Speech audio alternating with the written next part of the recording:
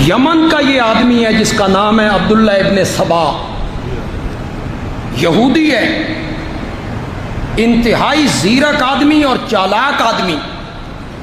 اس نے یہ فیصلہ کیا کہ مسلمانوں کے خلاف ہم گرم جنگ نہیں لڑ سکتے، کسی میدان میں ہم انہیں شکست نہیں دے سکتے۔ اس نے سرد جنگ لڑنے کا فیصلہ کیا، اسلام کا لبادہ اوڑھ کے مسلمانوں کے اندر شامل ہو جاؤ اور سرد جنگ لڑو۔ یہ جانتا تھا کہ مسلمانوں کی فتوحات کی سب سے بڑی وجہ ان کا متحد ہونا ہے، یہ ایک ہیں، ان کے مابین کوئی اختلاف نہیں، کوئی جھگڑا نہیں، یہ ایک ہیں، اسی لیے آگے سے آگے بڑھتے چلے جا رہے ہیں۔ ان کو پارا پارا کر دو، اختلاف پیدا کرو، ان کو پھوڑ کے رکھ دو، ان کی طاقت تقسیم کر دو۔ اس نے سرد جنگ لڑنے کا فیصلہ کیا، اور حضرت عثمان کی خلافت کے زمانے میں کلمہ پڑھا، مدینے آیا، عہدے کا طالب ہوا کہ عہدہ مل جائے گا سرکاری تو میرا سفر آسان ہو جائے گا۔ حضرت عثمان نے عہدہ نہیں دیا، یہ بصرے پہنچا، مصر پہنچا، کوفے پہنچا، دمشق پہنچا۔ اس نے ہر جگہ پہ اپنی جماعت کے افراد پیدا کیے، وہ جو نئے نئے لوگ مسلمان ہوئے تھے، جنہوں نے نبی پاک کا زمانہ نہیں دیکھا تھا، حضرت ابو بکر اور حضرت عمر کا دور انہوں نے نہیں دیکھا تھا، اس نے انہیں اپنے ساتھ ملایا، یہ کہہ کے کہ حضرت عثمان اقربا پروری کرتے ہیں، اپنے رشتہ داروں کو عہدے دیتے ہیں، مال غنیمت ان میں تقسیم کرتے رہتے ہیں۔ یہ اس نے پروپیگنڈا کیا حضرت عثمان کے خلاف، اور ڈھال کے طور پر استعمال کیا حضرت علی کو۔ اسے ایک فرد چاہیے تھا جسے ڈھال کے طور پہ استعمال کرتا۔ اس نے لوگوں میں یہ پروپیگنڈا کیا خلافت تو علی کا حق تھا، ابو بکر و عمر نے، عثمان نے چھین لی، غصب کر لی، یہ وصی و رسول ہے، نبی پاک نے اس کو وصیت کی تھی، امام بنایا تھا۔ اور یہ کرتے کرتے اس نے لوگوں سے کہا ابھی بھی کچھ نہیں گیا، ہم کوشش کریں، محنت کریں تو خلیفہ وقت کو ہٹا کے حضرت علی کو ہم ان کی جگہ پہ لا سکتے ہیں۔ اس نے یہ پروپیگنڈا کیا۔ پھر ایک کام اس سازشی نے کیا کیا، حضرت علی کی طرف سے خط لکھ لکھ کے بصرہ، کوفہ، مصر، حضرت علی کی طرف سے خط لکھے کہ خلیفہ وقت اقربا پرور ہو گیا ہے، آ جاؤ مدینے۔ اب ذرائع ابلاغ کا دور تو تھا نہیں کہ لوگ تحقیق کرتے کہ خط کس نے لکھے ہیں۔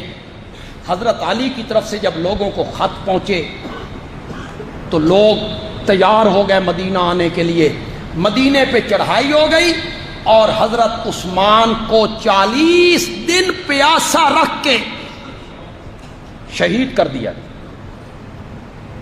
حضرت عثمان نے تلوار اٹھانے سے منع کر دیا تھا۔ حضرت ابو ہریرہ آئے، حضرت علی خود آئے، بیٹوں کو پہرے دار بنایا، لیکن حضرت عثمان کہتے تھے میں اپنی ذات کے لیے کسی مسلمان کا خون نہیں بہانا چاہتا، اپنی ذات کے لیے میں خون نہیں بہانا چاہتا، میرے لیے تلوار باہر نہیں نکلنی چاہیے۔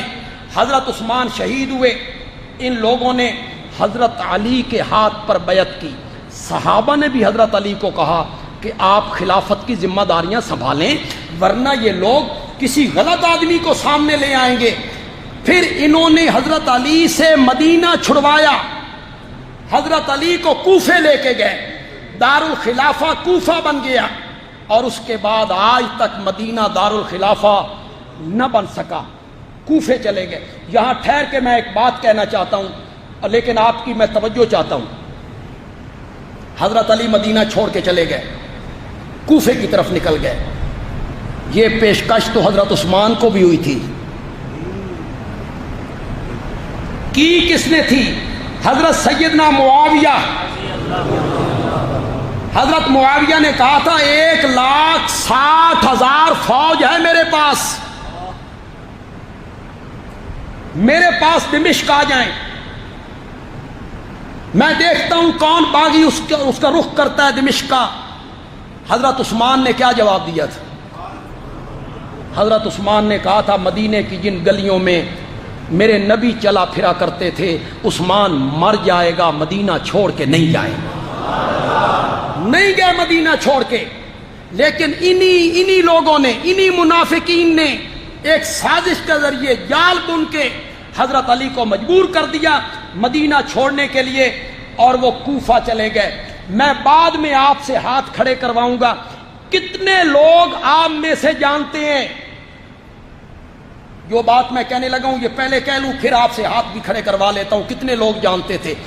کتنے لوگ آپ میں سے باخبر ہیں کہ حضرت علی کی 4.5 سالہ خلافت میں کون علی؟ بہادر علی، شجاع علی، دلیر علی، نڈر علی، بدر و احد کا غازی علی، خندق کا ہیرو علی، تلوار چلانے کا دھنی علی، بہادر بھی ہے، دلیر بھی ہے، شجاع بھی ہے۔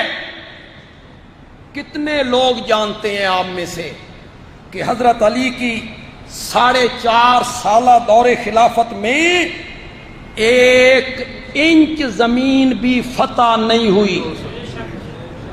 اب ہاتھ کھڑے کرو، کتنے لوگ جانتے تھے؟ جی 1 انچ زمین بھی فتح نہیں ہوئی۔ گالیاں نکالتے ہو حضرت عمر کو، جس نے ایران پہ جا کے محمد عربی کا جھنڈا گاڑ دیا تھا۔ گالیاں نکالتے ہو سیدنا عثمان کو، جس نے قبرص لے کے دیا، مصر لے کے دیا، روم پہ چڑھائی کی۔ حضرت علی کے زمانے میں 1 انچ زمین بھی فتح کیوں؟